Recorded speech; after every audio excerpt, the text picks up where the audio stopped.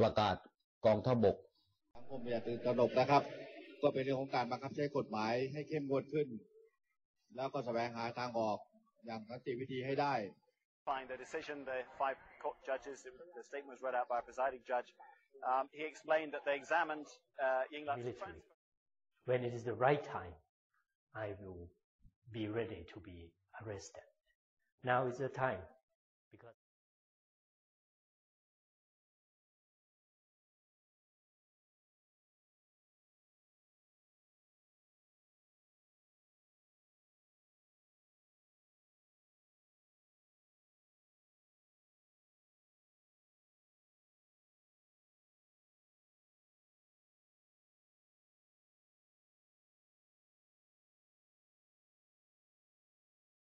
สิ่งที่ท่านได้ยินมานั้นไม่เป็นความจริง What you heard is not true, because General Prayat always says the Thai army belongs to the people, to all the people, not just one group. So after what happened during the past 6 months, the army tried for reconciliation. We tried to get the two sides to have a dialogue, and we had no intention of taking sides against any party. When, though, was the coup planned? Because you can't do these things at the last minute. Surely there must have been quite a lot of planning beforehand. เท่าที่ผมทราบไม่มีการวางแผนล่วงหน้าเพราะว่าการวาง So far as I know, there was no advance planning. Because if it were planned, that would be illegitimate. If you're wondering why this happened so smoothly, that was because forces were already deployed in the city. So when we declared martial law, there were already joint military and police forces in place in the area. Why have you felt it necessary to detain so many people? Even people making very small protests have been taken away. 450 have been summoned.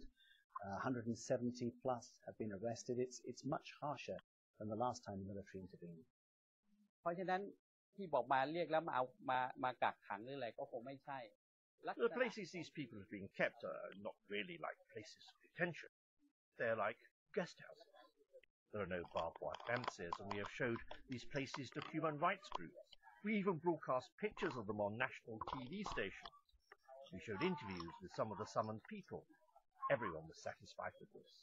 So what you hear is not true, because as General Prayat always says, the military belongs to all Thai people, not just one group.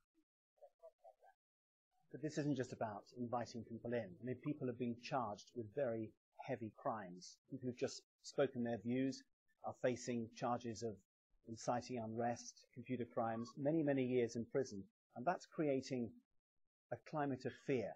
ผมเข้าใจว่าท่านคงได้รับข้อมูลที่ไม่ถูกต้องไม่ตรงนักเพราะว่า You've received incorrect information.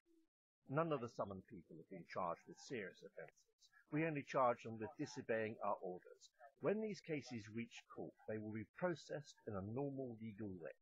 You can have a lawyer, even in the military courts. Many of them are on bail, like the education minister. This is a normal procedure, nothing unusually strict. But it's not a normal judicial process. They're going to military courts.